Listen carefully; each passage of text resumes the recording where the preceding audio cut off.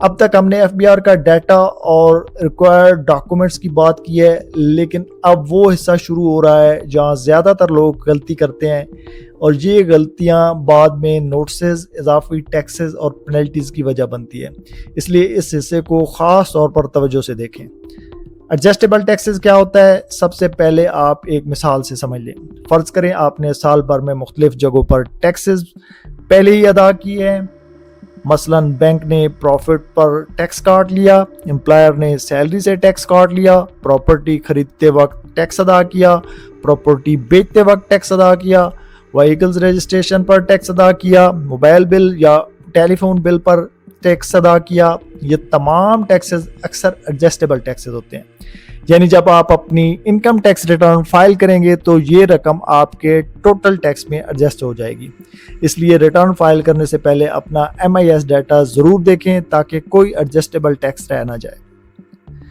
کن کن جگہوں پر ایڈجسٹیبل ٹیکس مل سکتا ہے؟ عام طور پر درجہ ذیل سورسز جو ہے وہ آپ کو بتاتے ہیں۔ سیلری پر کٹا ہوا tax, bank profit tax, 236K property purchase پر ٹیکس، 236C سیکشن جو ہے اس کے اوپر جو کٹا ہوا ٹیکس ہے، کمرشل ٹرانزیکشن یا امپورٹس، ڈیڈکشن پر رینٹ، وہیکلز رجسٹریشن، ٹیلی فون اور موبائلز بل، مختلف قسم کے ود ہولڈنگ ٹیکس۔ اگر ان میں سے کوئی ٹیکس آپ کی ریٹرن میں شامل نہیں ہوگا تو آپ اپنی ہی ادا کی ہوئی رقم کا فائدہ نہیں لے سکیں گے، تو آپ کو ایکسٹرا ٹیکس چارج کیا جائے گا اور آپ کو دوبارہ ڈبل ٹیکس پے کرنا پڑے گا۔ تو فائنل ٹیکس کیا ہوتا ہے؟ اب ایک اہم سوال ہے، کیا ہر ٹیکس ایڈجسٹیبل ہوتا ہے؟ جواب ہے نہیں۔ کچھ ٹیکسز ایسے ہوتے ہیں جو ادا ہونے کے بعد فائنل سمجھے جاتے ہیں، یعنی انہیں دوبارہ ایڈجسٹ نہیں کیا جاتا۔ مثال کے طور پر ڈیویڈنڈ انکم، بعض profit on debt, prize bond یا وننگز جو ہیں، مخصوص کیپٹل گینز ہیں، کچھ ایکسپورٹ ریلیٹڈ ٹیکسز ہیں۔ یہ رولز ہر انکم ٹائپ کے مطابق مختلف ہو سکتے ہیں، اس لیے اپنی کیٹیگری ضرور چیک کریں۔ منیمم ٹیکس کیا ہوتا ہے؟ یہ بھی ایک ایسا کنسیپٹ ہے جس سے لوگ کنفیوز رہتے ہیں۔ فرض کریں آپ کا حساب کتاب یا بتا رہا ہے کہ آپ کا ٹیکس بہت کم بنتا ہے، لیکن قانون بعض حالات میں یہ کہتا ہے کہ کم از کم اتنا ٹیکس تو دینا ہوگا۔ اسی کو منیمم ٹیکس کہتے ہیں۔ اس لیے صرف پروفٹ دیکھنا کافی نہیں ہے، ٹیکس لا کو بھی سمجھنا ضروری ہے۔ اب آتے ہیں ویلتھ اسٹیٹمنٹ پر۔ بہت سے لوگ سمجھتے ہیں کہ ریٹرن سبمٹ ہوتے ہی کام ختم ہو گیا، حقیقت اس کے برعکس ہے۔ ویلتھ اسٹیٹمنٹ اتنی ہی اہم ہے جتنی انکم ٹیکس ریٹرن۔ اگر دونوں میں فرق آ گیا تو FBR سوال پوچھے گا۔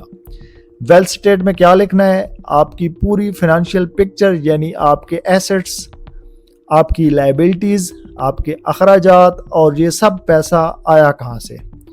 ایسٹ میں کیا شامل ہے؟ مثلا گھر، پلاٹ، شاپس، آپ کی ایگری لینڈ، آپ کی گاڑیاں، motor cycles, bank balance, cash in hand, سونا اور زیورات، آپ نے جو انویسٹمنٹس کی ہوئی ہیں، شیئرز ہیں، میوچولز فنڈز ہیں، کاروباری سرمایہ ہے آپ کا، بیرون ملک اثاثے ہیں، قیمتی گھریلو سامان وغیرہ جو ہیں، یہ اس میں آئے گا۔ یاد رکھیں 30 جون کی تاریخ پر موجودہ بینک بیلنس صحیح درج کریں، کیونکہ اکثر لوگ بینک کلوزنگ اور اوپننگ بیلنس غلط لکھتے ہیں اور وہ اپنا فرضی لکھ دیتے ہیں۔ تو بینک اب اتنا ایک فاسٹ ہو گیا ہے، FBR کو ڈیٹا پرووائڈ کر رہا ہے، تو اس کے اوپر آپ کو لازمی نوٹس آ سکتا ہے۔ لائبلٹیز بھی ضرور دیکھیں۔ اگر آپ نے قرض لیا ہے، بینک لون لیا ہے، کار فائنانسنگ کی ہے، بزنس لون لیا ہے، پرسنل لون لیا ہے، یا کسی سے رقم ادھار لی ہے، تو اس سے بھی ظاہر کرنا ضروری ہے۔ اس طرح اگر آپ نے کسی کو قرض دیا ہے تو وہ بھی متعلقہ جگہ پر اس کے ID کارڈ کے ساتھ لیٹسٹ فارم میں درج کریں۔ ہاؤس ہولڈ ایکسپنس کیوں اہم ہے؟ یہ وہ حصہ ہے جسے لوگ اکثر چھوڑ دیتے ہیں، حالانکہ FBR یہی دیکھتا ہے کہ آپ کی انکم اور آپ کے اخراجات آپس میں میچ کر رہے ہیں یا نہیں کر رہے۔ عام طور پر درجہ ذیل اخراجات شامل کیے جاتے ہیں: آپ کا گھر کا خرچ، آپ کی الیکٹریسٹی، آپ کی گیس، آپ کا واٹر بل، آپ کے انٹرنیٹ بلز، آپ کے موبائل، بچوں کی تعلیم، آپ کی میڈیکل جو ایکسپنسز ہیں، آپ نے جو ٹریولنگ کی، گاڑی کے اخراجات، انشورنس، زکوٰۃ، ڈونیشنز اور دیگر ذاتی اخراجات اس میں شامل ہیں۔ اگر فیملی کا کوئی دوسرا فرد اخراجات میں حصہ ڈال رہا ہے تو اس سے کی بھی مناسب ڈیٹیل درج کریں۔ اگر بہت بڑا مت جو ہے وہ یہ ہے کہ ہر سال سوشل میڈیا پر ایک بات وائرل ہوتی ہے کہ 30 جون سے پہلے بینک سے سارے پیسے نکال لیں تاکہ ویلتھ اسٹیٹ میں نہ آئے، یہ مشورہ درست نہیں ہے۔ اصل مسئلہ ہے بینک بیلنس نہیں ہوتا، اصل مسئلہ یہ ہوتا ہے کہ اگر آپ کے ایسٹس آپ کی ڈکلیئرڈ انکم سے زیادہ ہیں تو پھر ایف بی آر سوال پوچھے گا۔ اس کا حل پیسہ نکالنا نہیں ہے بلکہ اپنی انکم اور اپنے سورس آف فنڈ درست طریقے سے ظاہر کرنا ہے۔ فائنانس ایکٹ 2026 کی جو اہم تبدیلیاں ہیں اب آتے ہیں اس کے اوپر۔ اب بات کرتے ہیں 2026 کی سب سے اہم تبدیلیاں۔ اگر آپ نے وقت پر ریٹرن فائل نہ کیا تو صرف اے ٹی ایل سے باہر ہونا ہی مسئلہ نہیں ہوگا بلکہ جرمانے بھی پہلے سے کہیں زیادہ ہوں گے، اس لیے ریٹرن کو آخری تاریخ تک مؤخر نہ کریں۔ اے ٹی ایل سے باہر ہونے کا نقصان کیا ہوگا؟ اگر آپ ایکٹیو ٹیکس پیئر لسٹ میں شامل نہیں ہوں گے تو مختلف معاملات میں زیادہ ود ہولڈنگ ٹیکس ادا کرنا ہوگا۔